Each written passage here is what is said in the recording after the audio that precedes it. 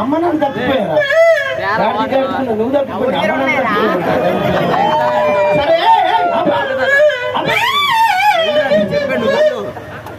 చెప్పు, మీ అమ్మ పేరు చెప్పు. అమ్మ పేరు అమ్మ పేరే. సరే నాన్న పేరు చెప్పు. నాన్న పేరు నాన్న పేరు నాన్న అంటే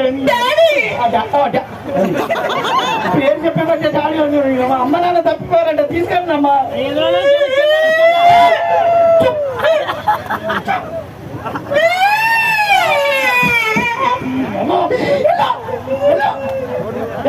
సార్ ఇది మా అమ్మాయి.